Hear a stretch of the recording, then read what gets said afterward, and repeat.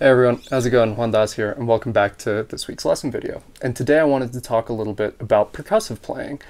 And not just kind of general percussion or things like the Andy McKee thing or, you know, funk guitar parts or things like that, but talking about a very specific type of percussion playing, things that you'll see guys like Lionel Loueke do, Wayne Krantz, and Charlie Hunter. And why do I bring up those three? Because they were a big influence for kind of going in that direction or having that as one of the, let's say, aspects of my musical personality of sorts. And that I do love rhythm. I am a rhythmic, I have a rhythmic interest, let's say, even though my music might not reflect that all the time. But I definitely at times like to dig into this sort of thing and, you know, bring it out.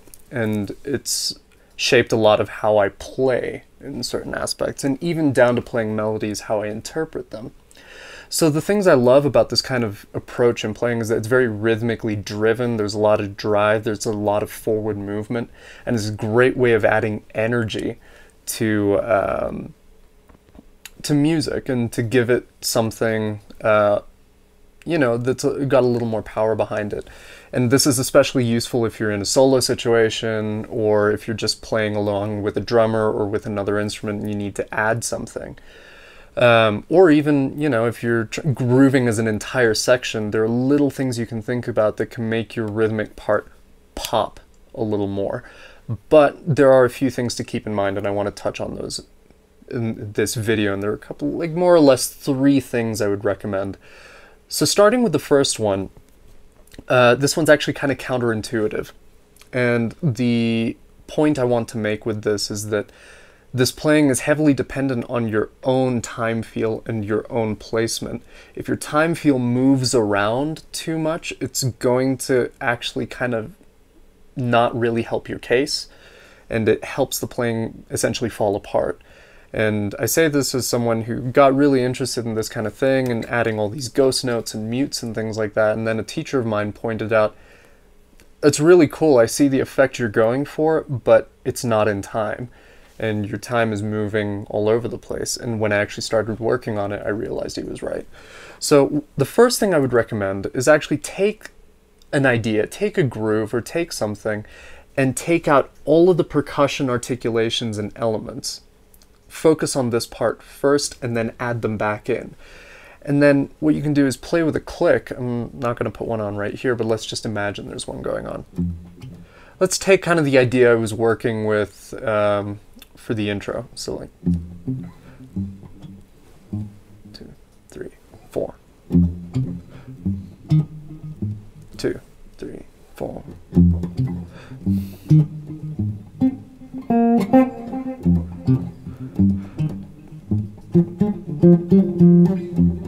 And then improvise around it and see if you can free yourself up from that basic idea.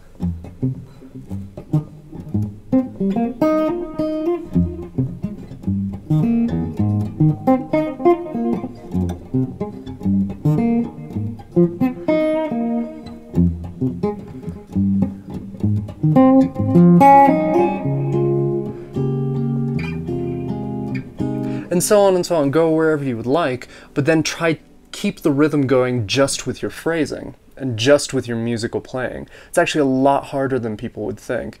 And this is especially true for people who come from a sort of background where they're kind of implying a backbeat for themselves. And I find when I get students with this, that come in with that sort of background, the minute I have them take out the backbeat, their rhythmic sense isn't as strong. And so then they have to put work into developing it. So what ends up happening, and basically the diagnosis is that, let's say I was to include that.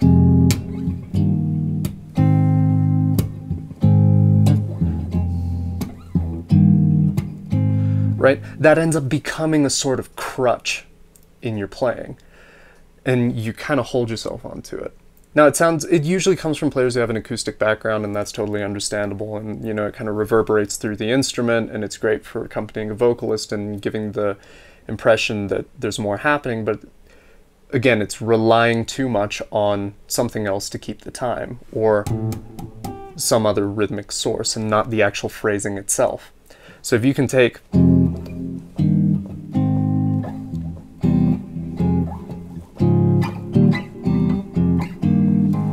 see, I'm not adding any extra bits and pieces.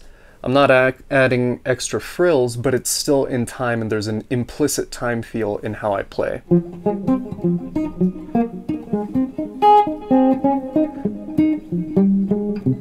Even if I take linear ideas.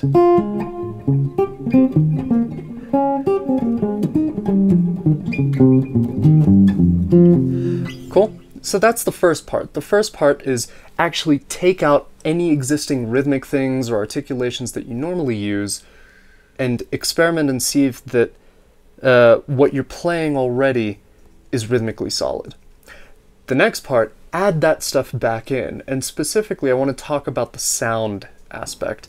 So if you see, a lot of what I'm doing is kind of hybrid picked, and I'm using all of my fingers and kind of doing all of these ghost notes and dead notes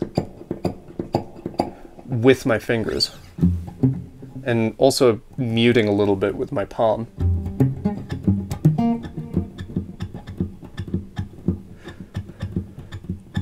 And so on and so forth. Now it's imperative, and I really want to stress this, that the ghost notes also have to be in time. If you're just kind of throwing them in there and the time isn't solid, then that will throw you off balance as well. So a good exercise you can do is just take an idea and ghost everything.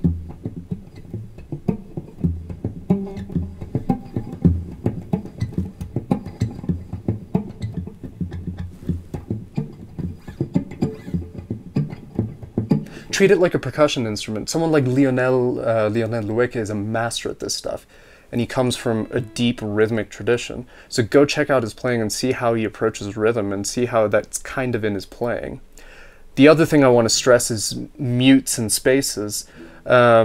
Rhythm isn't just what you place in the time or what you place in a certain point in time. Rhythm is also about the spaces you leave. For example, if I were to play something very busy, like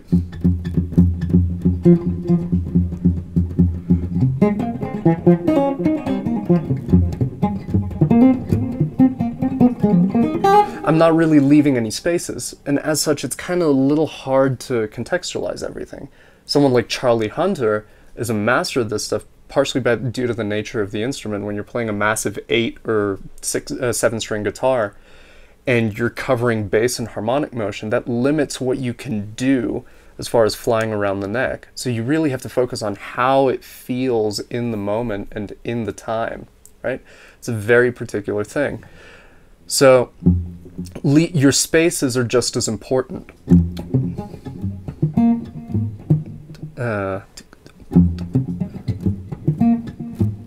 Better placed.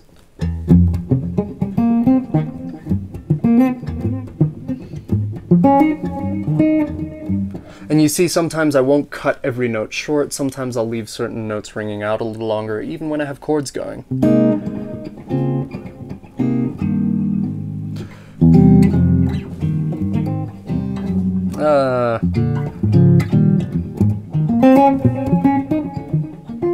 And as far as mute stuff, that'll come from the right hand. Sometimes it'll even come from the left, playing like really soft, quiet notes to kind of give like a little bit of a rhythmic counterpoint of sorts.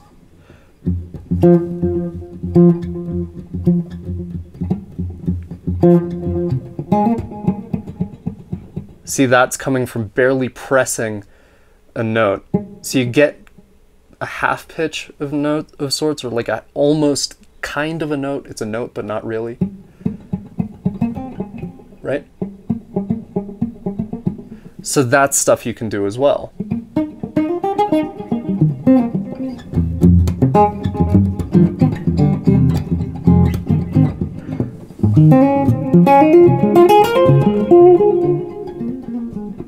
Helps you be really dynamic. The last thing I want to cover, and this is going to be almost extremely counterintuitive to how I would normally play and the information I would normally tell a student, but you have to almost be kind of a little messy. And there's a reason for this. Again, this is very percussive playing, and part of the thing is getting a sense of energy and a sense of dynamic. And when you see guys like Charlie Hunter or Lionel or Wayne Krantz play, you'll see there's kind of a sort of grease in their playing. And grease is kind of stuff that they're notes that, even despite everything I've said, notes that maybe are slightly behind the time, slightly pushed, or maybe there's an open string ringing out. Actually, if you go check the original video I posted that inspired this lesson, you'll see there are things like that where I'll hit an open string sometimes completely. But it adds to the character of what you're playing because it's so rhythmically ingrained, and it's kind of like in the whole rhythmic aesthetic you're playing.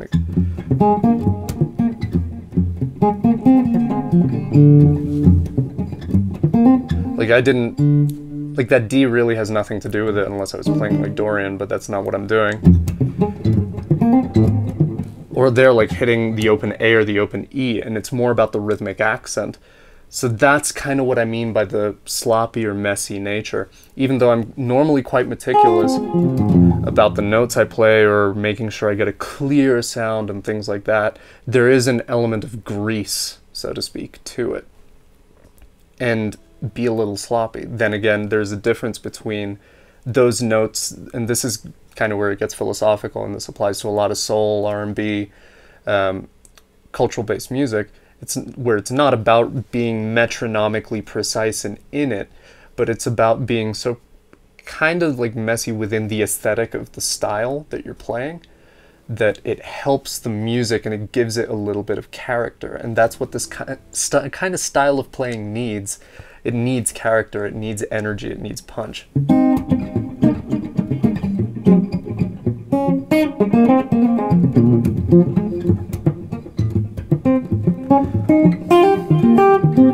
See, like there I have all of these kind of off 16th hits and things like that that are helping push the music along. And even when I'm going to change the key a little bit just so I get like a different feel going on, or even like a slower one, like.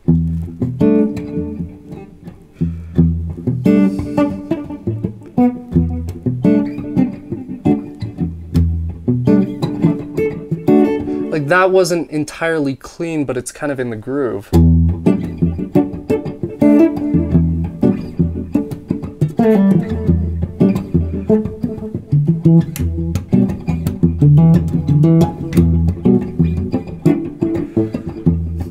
There are all these little ghost notes and these little mutes and these things like that that if you were to analyze it from, or look at it from, let's say, a different perspective, someone who's trying to be very meticulous and precise and clear-cut, let's say looking at this from a technical lens, like a technically proficient lens, someone would look at that and go, that's kind of messy. But then it turns into a sort of feel thing, and that's what I want to emphasize with this last point. So you kind of have to do a very counterintuitive process to kind of wrap this up. You have to do a very counterintuitive process to get this stuff moving. First things first, step one, you have to strip away all the stuff that you've been working on or that's kind of ingrained and is a force of habit in your playing. The minute you take that out and focus on your time feel, you've already built yourself a very strong pillar. Then you add the rhythmic effects back in and make sure those are in time. Also, one thing I do want to stress, Try avoid slapping. It just really hits the magnet. What you want to do is just kind of use your fingertips. You'd get a sound that's more pleasing. It fits the frequencies better, and especially when you're playing in a band, it's not as obtrusive in the terms of an overall band mix. So then you add that stuff back in. And then lastly, you kind of have to, once you've forced that to become a part of you, you kind of have to forget about thinking of it consciously and then play and tap into what is essentially just playing. So I hope this lesson was really useful for you guys. I'm about to jump onto Patreon right now just to do a little bit more of a deep dive, and I will see you in the next video. Take care, guys.